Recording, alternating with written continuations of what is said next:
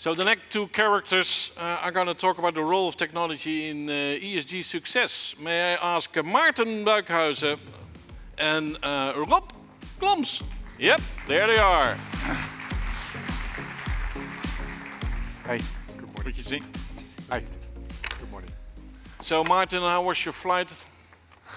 Early. What was the time you were standing beside your bed this morning? My friends of KLM decided yesterday evening to cancel my flight. But they offered me an alternative at 6 o'clock this morning. So yes, I woke up at 4 o'clock. So I'm in great shape. Right, happy to be here. Thank you. Maarten, what kind of company is Renewy, to start with? Yeah, Renewy is in the recycling. What we try to do is we try to protect the world by giving a material a second chance. So we basically take in waste and we recycle it and then we sell off those products. Because let's face it, we are looking at an emergency climate crisis. And we have to be careful when we look at the world. So recycling is really helpful. And if you allow me to give one example, if you take for example glass. You can recycle glass almost infinite. So why put it in the bag? Just bring it to the glass box because you can reuse it. But it's even better. If you reuse glass, you need 30% less of energy to make new bottles. So it is on the one hand protecting the world, but it's also saving energy. So my plea to you, as of now, all the glass in the glasbak. I like it. Thanks. Rob, last year Michiel was on stage and he clarified that Salesforce is no longer CRM only, right? Getting into to a broader enterprise platform. But in the context of ESG, can you explain? Yes, I think we all know Salesforce as being the company that is connecting actually companies with their customers. But what not many people know is that sustainability has been a journey for Salesforce for the last probably 4 or 5 years. And doing good and doing well is something that we started already 23 years ago, but that ended up to be one of our values within Salesforce that is actually sustainability. So that's one of the drivers of the things that we do, and that is really making our work and the way that we work more and more focused on that sustainability. So it's not only the way that we work, but what we also do is measuring, of course, our CO2 footprint. So all our carbon emissions, we had to measure that. And that ended up as one of our products as well. So Net Zero Cloud is now one of the products that we started to use for ourselves, but now we made it available also for our customers. And also we started to do a marketplace for the certificates of carbon emissions as well. So we're moving more and more into that direction, but mainly driven by our values, but making it into the products as well. Well, thanks. Right. Maarten, we're highlighting data and AI and new services for you. Let me start with the data. Yeah. ESG, it's scope 1, scope 2, scope 3. Yeah. It probably required you to foundationally revisit the data model and the data organization. How did you go about it? Now, it is indeed, if you want to get grip on your CO2 footprint, it is all about data.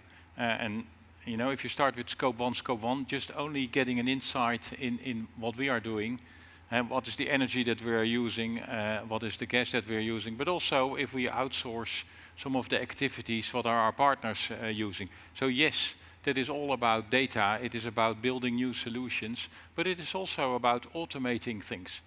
So energy consumption is now top of mind. If you want to make an impact, you have to change it at speed, and it also means that you almost have to have real-time insights. So connecting your energy consumption to your systems so that you can see it, yeah, that is a change. It's also a change for us, because we have to have new conversations also with our partners. What is the type of energy that you're using? Or if you also look at sustainability, it's also about the life cycle of your equipment. How long can your equipment last? So yeah, it's a change for us. Massive change. So in this case, Rob, how does Salesforce addressing that goals or those objectives from renewing, right? Yeah, I think what it makes exciting for us as well is that we can align much more on values than we did before. So if you look at sustainability, if you look at customer success, the innovation, these are the three things that we are really bringing together in the relationship going forward between Renew and Salesforce. So I think that's what thrills us. If I think a little bit wild and new services, you have your data under control. You're going to offer this as a service to your extended supply chain? I think at the end of the day, you can also say it negative, we have no choice. Our customers demand insight. Similar like we ask from our suppliers that they give us insight in their CO2 footprint. We also ask the same, the customers ask the same from us. And so we are really working on also creating portals where on the longer term our customers can see their own CO2 footprint. Really cool. So besides you raised your bed early this morning at 4, leaving Birmingham to here. So what's your biggest nightmare? Please share with us your biggest nightmare, Maarten. KLM cancelling my flight and being here. That's easy. That's too easy. Business-wise. I'm not a person that is talking about biggest nightmares. For me, it is all about how can we learn every day, how can we improve, and so I mean, you can talk about making mistakes. You can also say that the outcome is different than you expected, and you should learn from it. And so, in this way, you can improve. So, it's not my biggest. I don't have big nightmares, but I'm way more. So, if you talk, for example, about passion.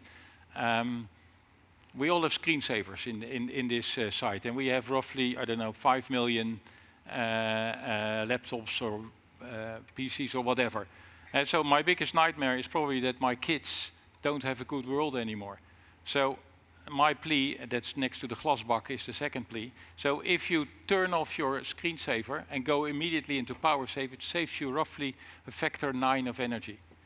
We have roughly 5 million PCs over here.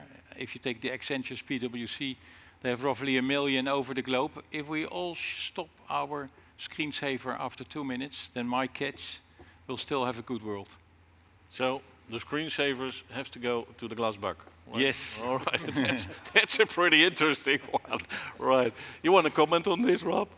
No, I think it's an excellent advice. And what I like about your company, that's what you're presenting here as well, is that everybody is talking about sustainability, but not many companies do things as well. And I think your company is an example of a company that really works on it, and that's combining doing good and doing well. And if you have a business model that services steps that make our world a little bit better, I think that's one of the best companies to work for. So, thank you very much. Indeed. Ladies and gentlemen, Maarten and Rob. Thank you.